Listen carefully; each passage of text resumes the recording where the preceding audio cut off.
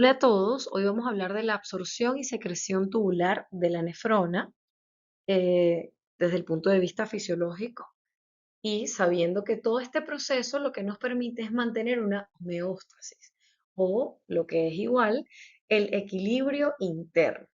¿Cómo lo hace? Bueno, a través del mantenimiento de la osmolaridad o la cantidad de solutos que hay en la sangre y que esto está íntimamente relacionado con el nivel de agua. Entonces, la nefrona va a permitirnos este mantenimiento y este equilibrio de manera constante, así como también, pues, a través de este proceso podemos eliminar un exceso de sustancias que no necesitemos, electrolitos, urea, creatinina, entre otros.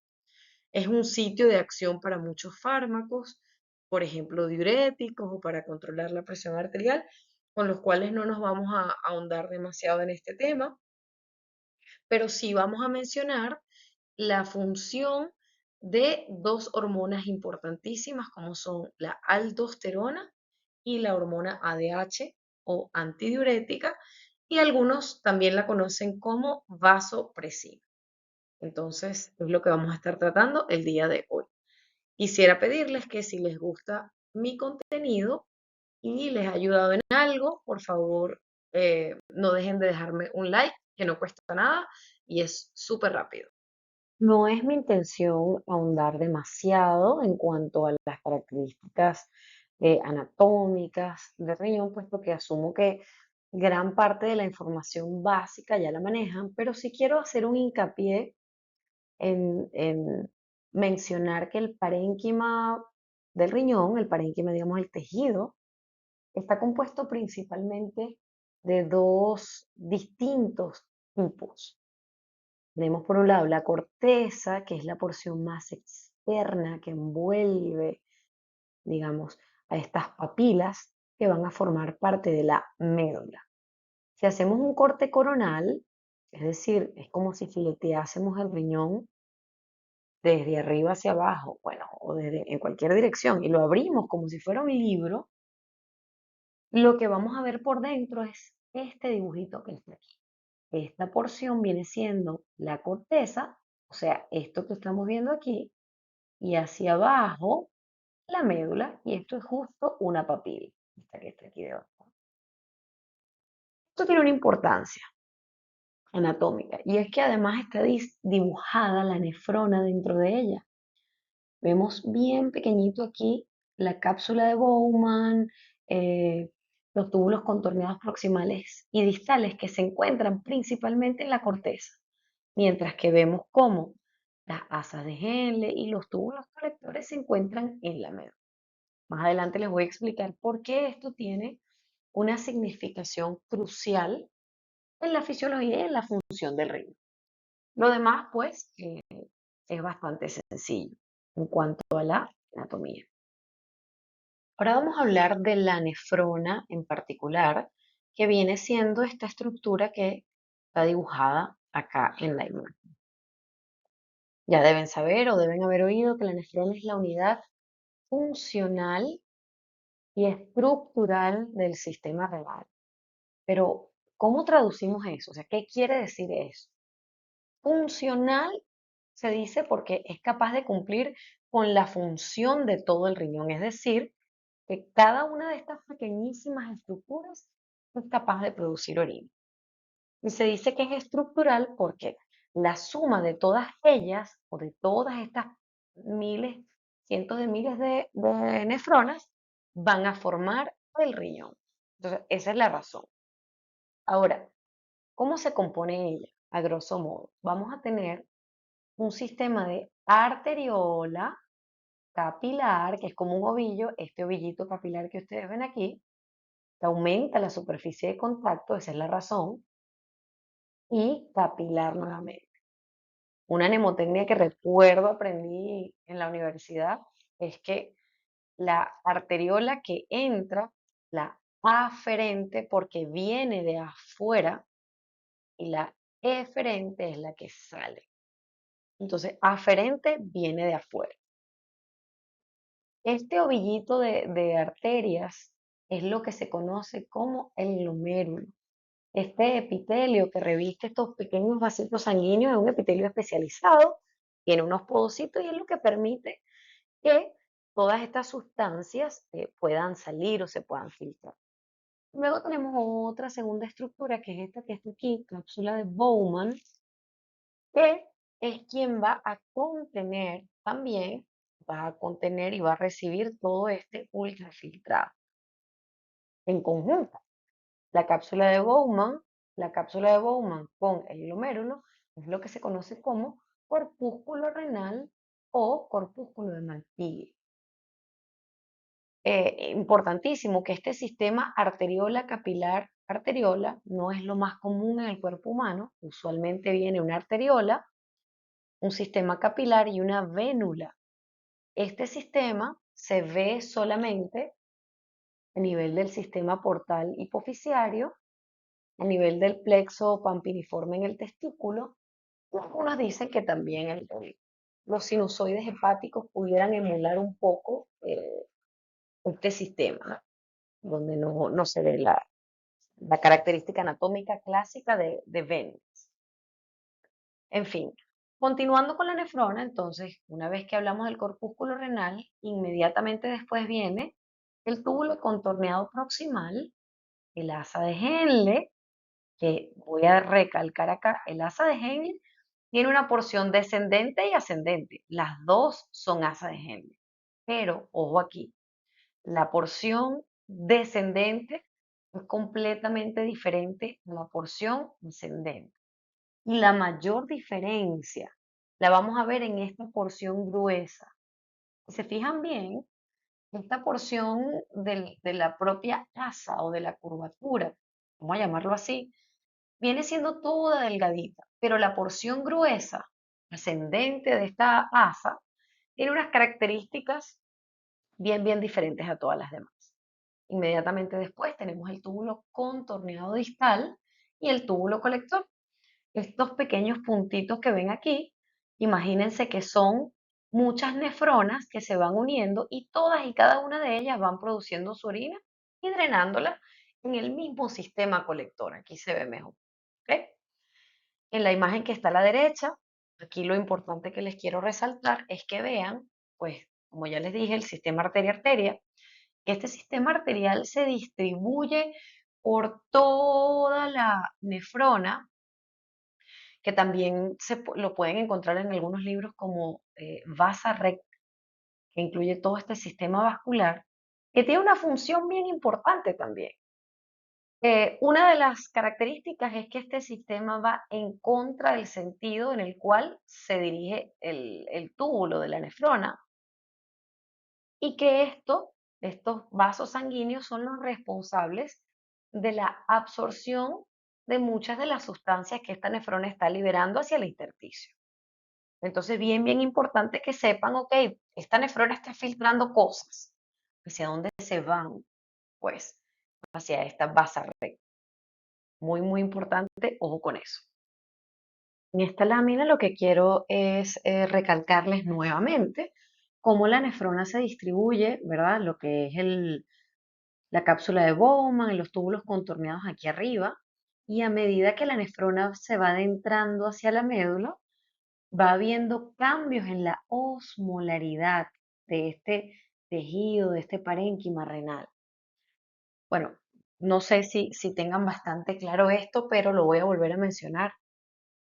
Fíjense, la osmolaridad está definida como la concentración de solutos que puede haber en una solución. ¿Ok? La sangre normal del ser humano se dice que tiene una osmolaridad de aproximadamente 295, se redondea a 300 miliosmoles por litro. Esto es lo normal. En la corteza, la osmolaridad es igual a la osmolaridad de la sangre. Pero este riñoncito tiene una función maravillosa y es que es capaz de aumentar la osmolaridad a medida que va adentrándose en el propio tejido medular. Entonces se dice que vamos a dividir la médula en dos, es decir, cortamos esto por la mitad. La porción más externa de la médula va a tener una osmolaridad de 600 y la más interna, la que está bien pegadita aquí al ilio, va a tener una osmolaridad de hasta 1200. Esa osmolaridad es lo que está rodeando a la nefrona por fuera y es lo que va a ayudar, pues, a que estos tubulitos, estas células epiteliales que están aquí, puedan hacer ese intercambio. Para eso básicamente les puse esta imagen. Me interesa muchísimo hablar de lo que es el transporte celular porque básicamente todos estos intercambios de sustancias ocurren por medio de transporte celular, obviamente. Entonces necesito que nos enfoquemos en esta imagen, ¿ok? Déjenme señalársela, esta imagen que está aquí, en la cual hicimos un corte transversal de un túbulo, de una porción del túbulo de la nefrona, ¿ok? Y la luz viene siendo el orificio por donde se va formando la orina y se va modificando a partir de ella, de la orina. Y que alrededor de estos túbulos están la base recta, los vasos sanguíneos. Vamos a imaginarnos que este capilarcito que está aquí, también lo corté aquí. Entonces noten que esta imagen tiene dos lados, dos porciones. Este lado de acá es un corte transversal, donde yo estoy viendo am, un segmento de la nefrona en corte transversal, mientras que en este lado estoy viendo un corte coronal. Esto es esto mismo. Ubicarnos espacialmente, y esto es lo que en lo que yo me enfoco mucho a la hora de explicarle a alguien, siempre es que te puedas imaginar tridimensionalmente lo que estás estudiando, porque no sirve de nada que recuerdes cosas vacías si no te puedes imaginar lo que está pasando. Entonces, bien, vamos a ver que cada uno de estos cuadritos de aquí son celulitas. Estas mismas celulitas las estoy pintando de este lado en un corte coronal o sagital. Entonces, sabemos que los epitelios son las células que generalmente sirven de revestimiento en el tejido y en los órganos de nuestro cuerpo. Y la nefrona no es una excepción. Entonces, la nefrona está compuesta de un tipo de epitelio y todos los epitelios descansan sobre una membrana basal, que es este que está aquí. Pero además, que esta membrana basal, vamos a llamarla ahora vasolateral, recubre no solamente la porción basal de la célula, sino también la porción lateral. Entre una membrana vasolateral de una célula y la otra, se dice que hay un espacio virtual, o sea, un espacio que en teoría no existe, pero que dadas ciertas condiciones o ciertos requerimientos de la célula, pues se puede convertir en un espacio real. Y ese espacio es lo que se conoce como la vía paracelular. ¿Por qué? Porque los tejidos pueden introducir sustancias del medio, en este caso, por ejemplo, desde la orina que se viene formando hasta el intersticio o el vaso sanguíneo, sin que la célula tenga directamente que introducir la sustancia en el citoplasma y luego liberar. ¿Ok? Entonces, esto es algo bien, bien importante. Las células tienen muchísimos mecanismos para obtener los nutrientes que ellas necesitan, pero a su vez también para eliminar lo que no necesitan. Básicamente podemos dividirlo en activo y pasivo, ya eso ustedes se lo saben de memoria.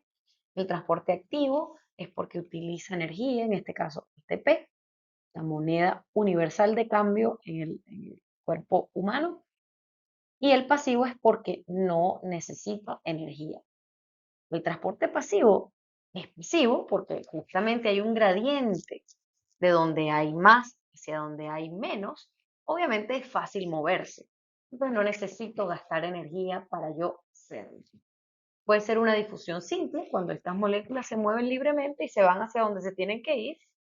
Puede ser una difusión facilitada cuando tenemos, por ejemplo, una proteína, un canal iónico, que es una puertita que está abierta y entonces permite que estos solutos o estas sustancias pasen sin gasto de energía.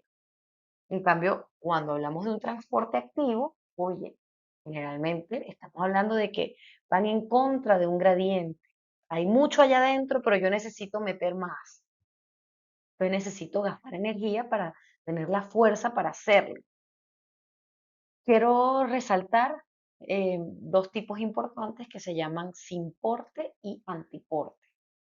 Básicamente, el simporte y el antiporte es cuando se están moviendo dos moléculas al mismo tiempo, ¿verdad?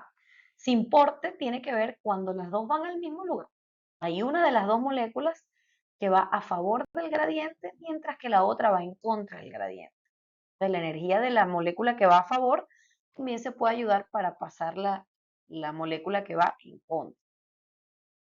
Y el contraporte es básicamente lo mismo, solamente que una molécula va en un sentido y la otra molécula va en el otro. Y por supuesto, el uniporte es una sola molécula. Este transporte activo pues tiene diversidad de mecanismos que no interesa mencionar, pero que sí, que la célula puede utilizar esto para poder introducir sustancias.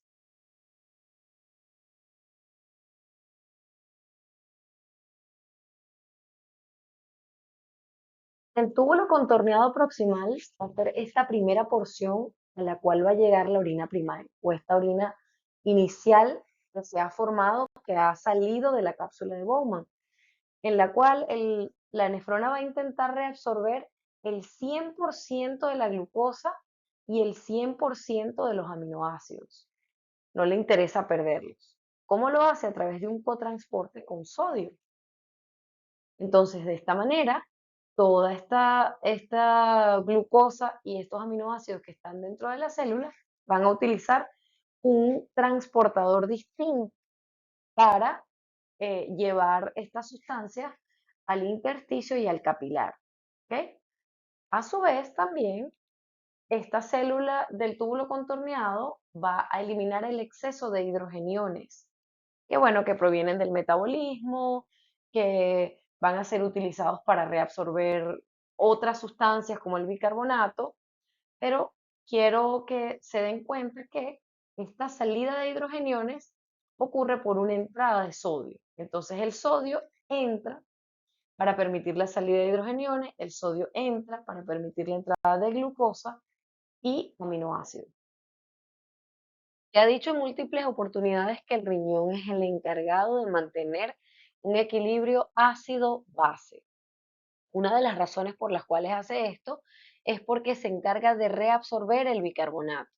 Y el bicarbonato actúa como una especie de tampón cuando hay mucha acidez.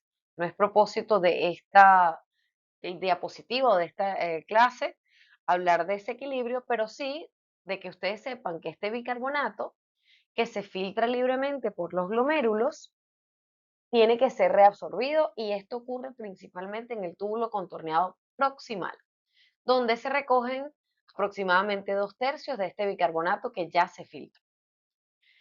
Es importante que ustedes recuerden que la enzima anidrasa carbónica es vital para que se dé este proceso y que esta enzima se encuentra en la porción apical de la célula, es decir, que va a tener un efecto en la luz tubular en esta área, o sea, hacia afuera de la célula, pero también saber que esta enzima se encuentra en el interior, en el citoplasma de la célula, para permitir que estas sustancias que están adentro se vuelvan a convertir en bicarbonato. Entonces, ¿cómo ocurre esto? Sabemos que eh, los hidrogeniones son eliminados activamente en un contraporte con sodio. Siempre va a haber una entrada de sodio hacia la célula y se va a intercambiar por hidrogeniones. Estos hidrogeniones libres se van a combinar con el bicarbonato para formar ácido carbónico. Y la enzima anidrasa carbónica es capaz de disociar este ácido carbónico en agua y CO2. Entonces, tanto el agua como el CO2 pueden difundir más fácilmente hacia la célula a través de acuaporinas en el caso del agua o por la vía paracelular, mientras que los gases no tienen ningún problema en difundir libremente en las membranas.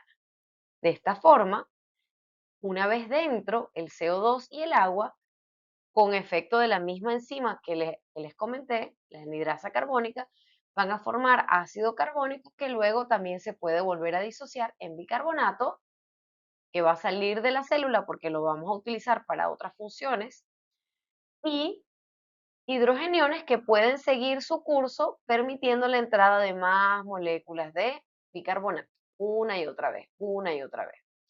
Entonces, lo que sí vamos a ver es que como este hidrógeno es reciclado múltiples veces, pero a cambio está entrando mucho sodio, la bomba sodio-potasio es la que se va a encargar de mantener ese equilibrio, de permitir que el exceso de sodio que está entrando se pueda eliminar. Cuando la orina alcanza esta porción que es el asa de Henle, va a tener unos cambios en la concentración de su osmolaridad. Voy a acotar nuevamente que el asa de Henle, que es todo esto, se divide en dos porciones. Una descendente, que se va adentrando hacia la profundidad de la médula, y una ascendente que va acercándose más bien hacia la corteza. Es una dirección opuesta. Y que la rama ascendente se divide a su vez en dos, es decir, una porción delgadita y una porción más gruesa. La primera porción o rama descendente va a ser permeable al agua y por lo tanto el agua de esta orina primitiva o primaria que se viene formando va a ir saliendo para que su osmolaridad se parezca a la del medio extracelular. En la corteza, la osmolaridad es de 300 miliosmol. Por lo tanto, la orina que se va formando aquí va a tener una osmolaridad bien similar. A medida que la nefrona se adentra en la médula y la osmolaridad de la médula es mayor, entonces el agua va a salir para permitir que se equiparen estas, estas concentraciones, hasta llegar a una osmolaridad de entre 1200 y 1400 en la porción más profunda de la médula.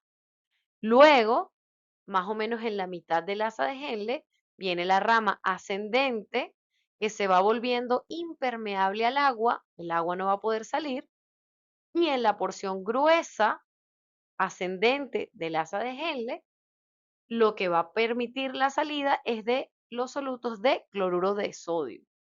Entonces, esta orina que venía bien concentrada va a mantener su agua, pero lo que van a salir son los solutos y esta osmolaridad va a volver a disminuir y va a volver a irse pareciendo a la del medio extracelular, que en este punto se dice que es aproximadamente 600 miliosmol. Hay una pregunta siempre de examen que es ¿cuál es el punto en el cual la osmolaridad es la más baja en toda la nefrona? Y decimos que es en la última porción del asa de Henle o en el túbulo contorneado distal, donde puede alcanzar una osmolaridad de 120 a 100 miliosmol. ¿Ok? Ahora, en esta rama descendente, estos cambios de osmolaridad se dan por la salida del agua. Esto está bien sencillo acá. Ahora, la salida de estos electrolitos se va a dar por unos mecanismos diferentes. Y aquí es donde vamos a ver estas bombas, que son dos, la bomba sodio-potasio, que ya la conocemos, y la bomba sodio-potasio 2-cloro. Vamos a comenzar con esta.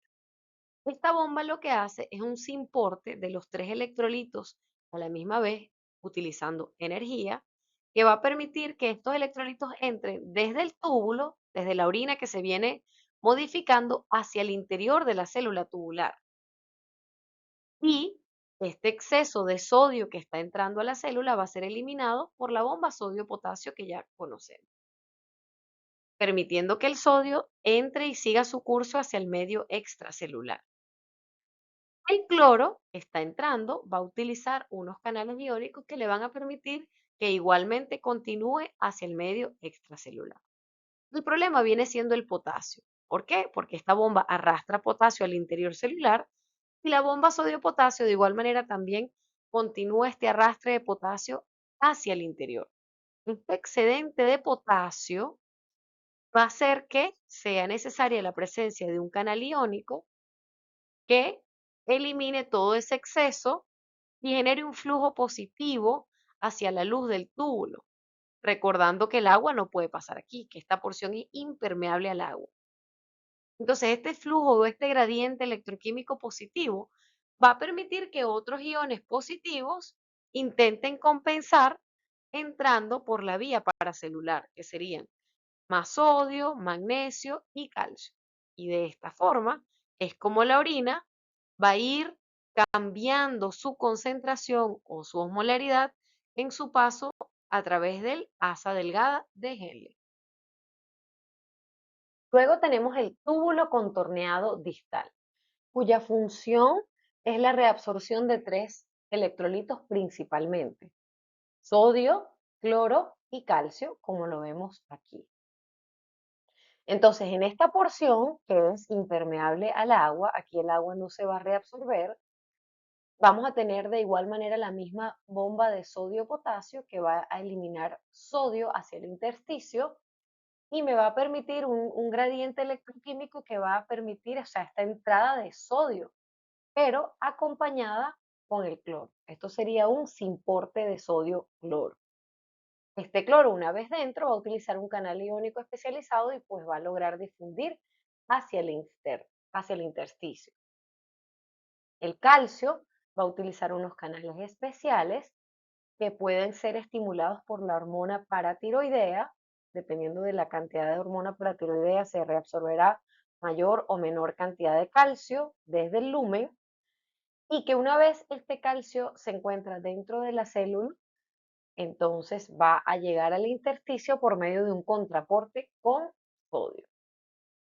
Básicamente, estas son las funciones principales, aunque también se dice que en esta porción del túbulo contorneado distal se elimina también el potasio. No se reabsorbe el potasio, se elimina.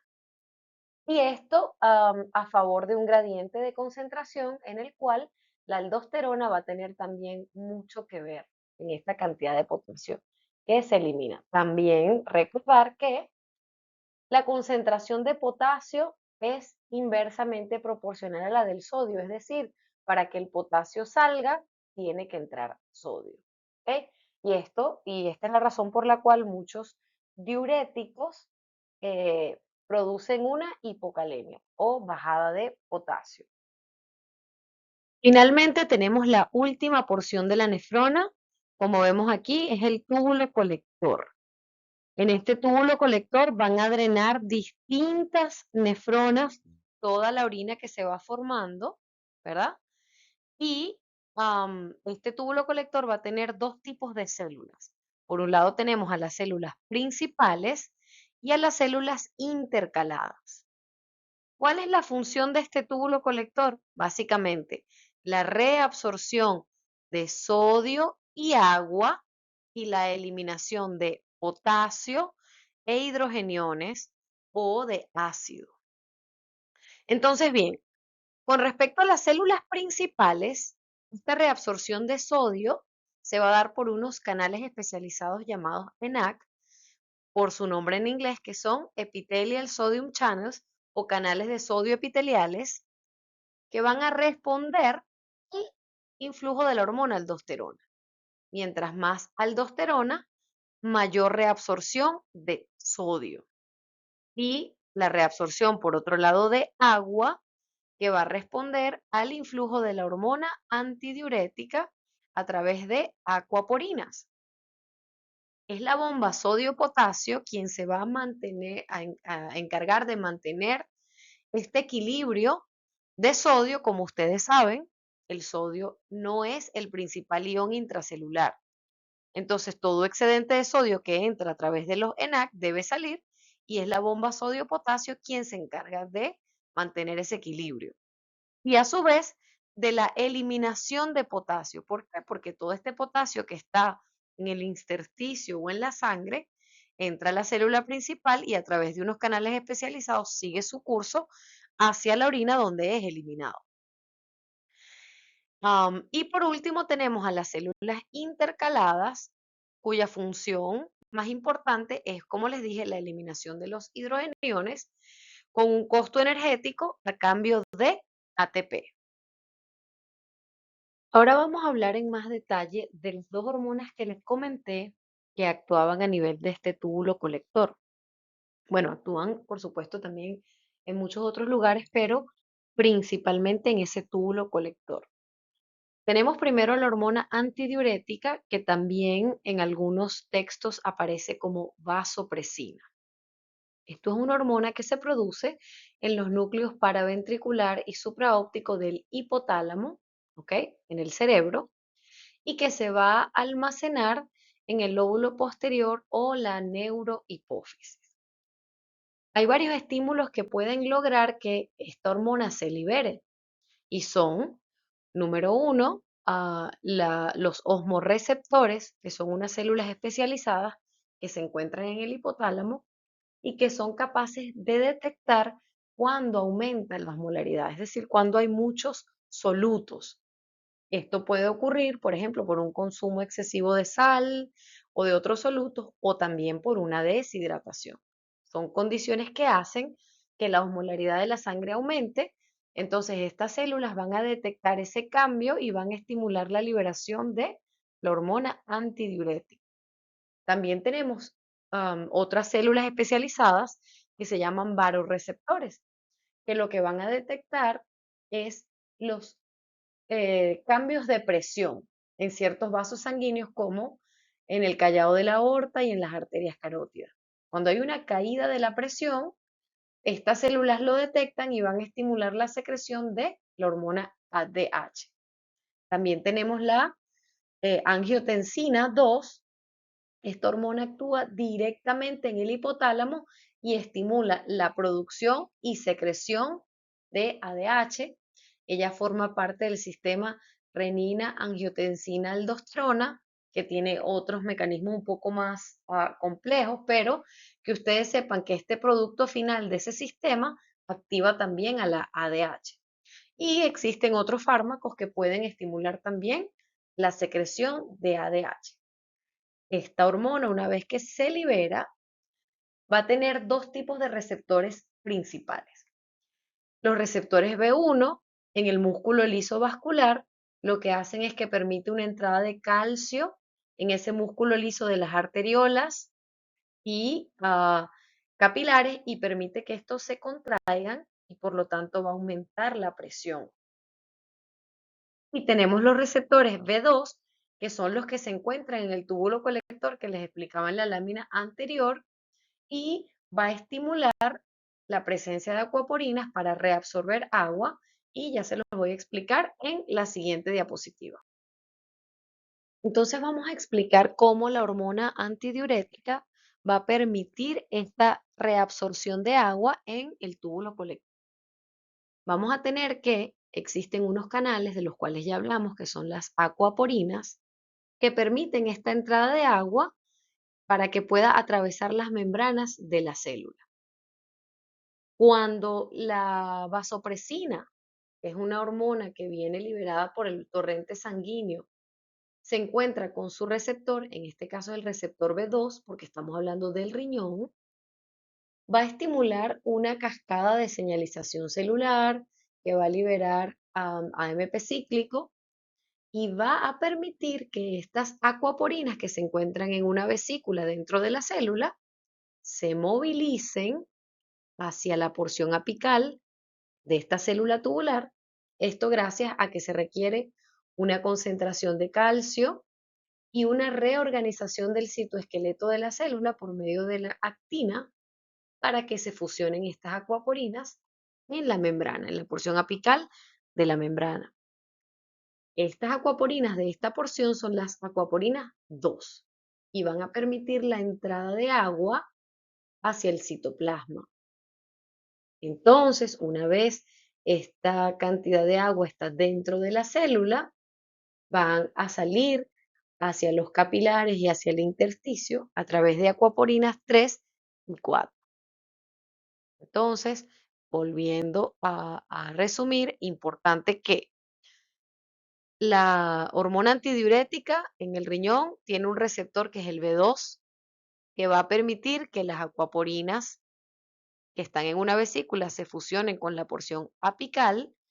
El agua va a entrar desde la luz, desde la orina hacia el citoplasma, y luego esta agua va a salir por la porción vasolateral por medio de acuaporinas 3 y 4 respectivamente.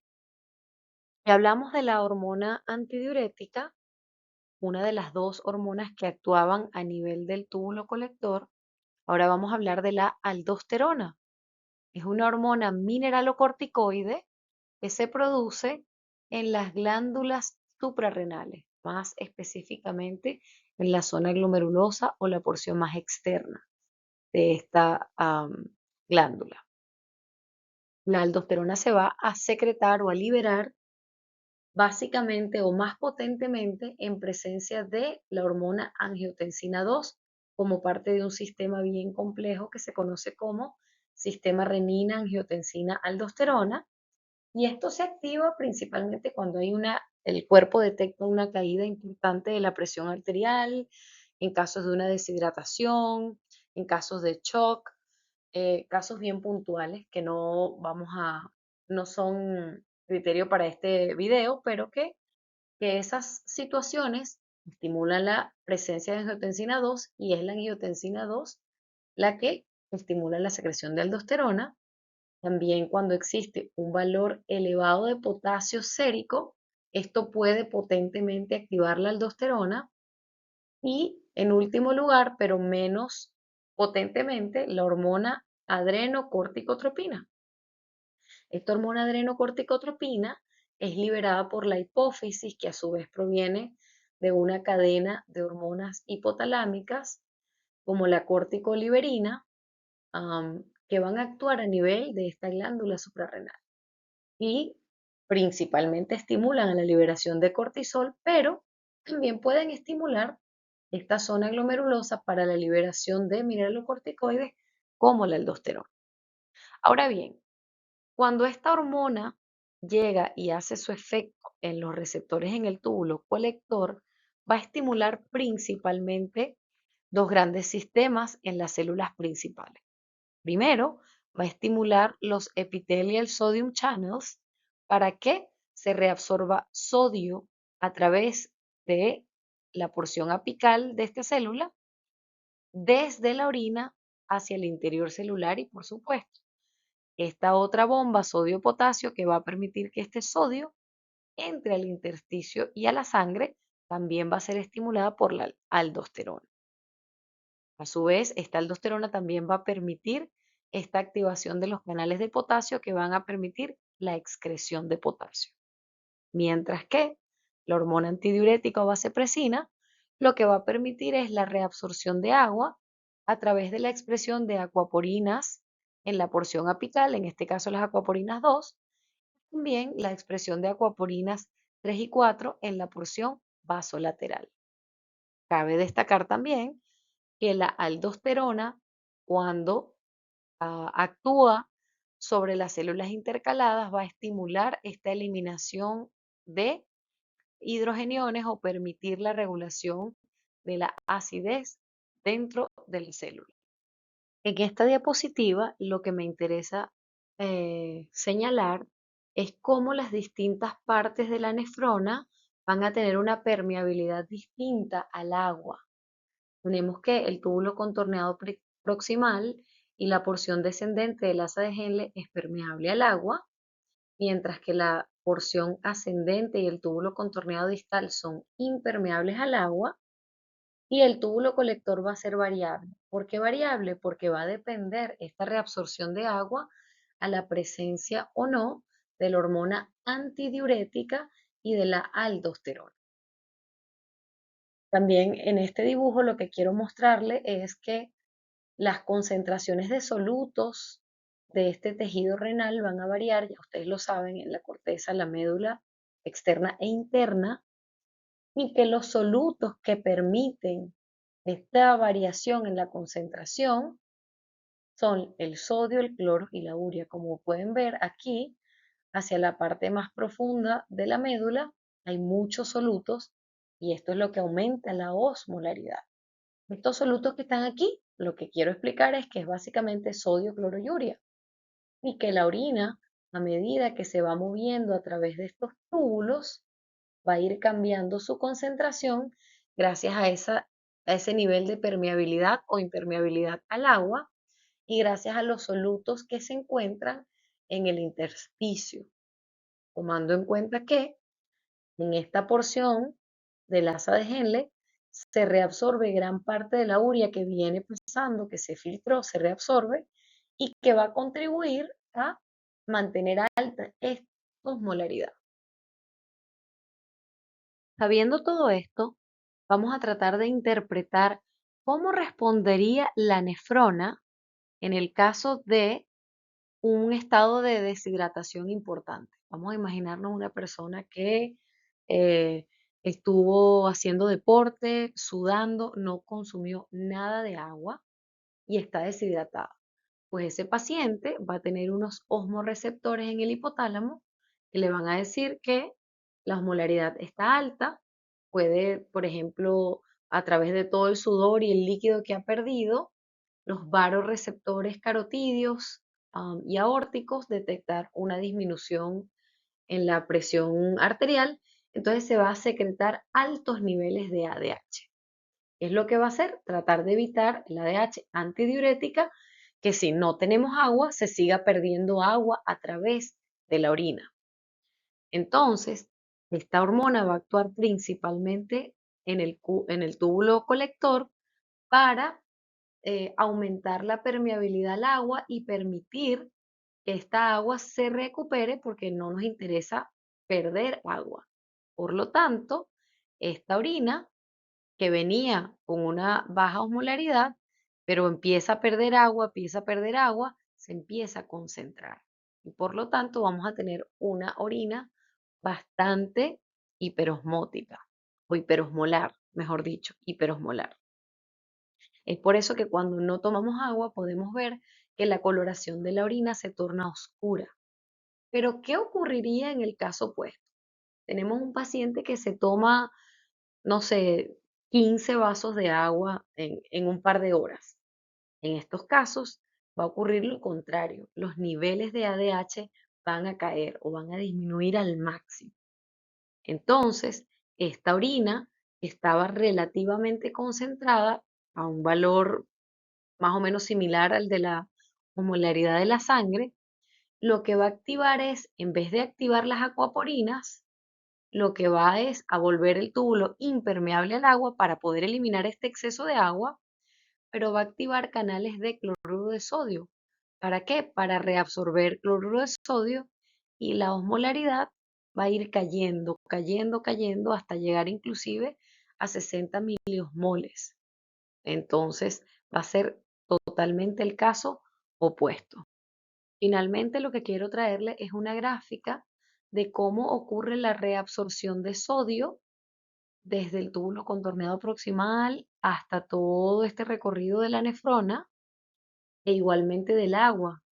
Es importante acotar que más de 2/3 del sodio y del agua es reabsorbido en el túbulo contorneado proximal y que en el caso del sodio, pues va a haber una parte importante de sodio y cloro que se va a reabsorber en la porción gruesa de la rama ascendente de Henle, que también esta reabsorción se puede modificar en este túbulo de acuerdo a la presencia de la hormona aldosterona y en el caso del agua es más variable porque va a depender tanto de la aldosterona como de la hormona antidiurética.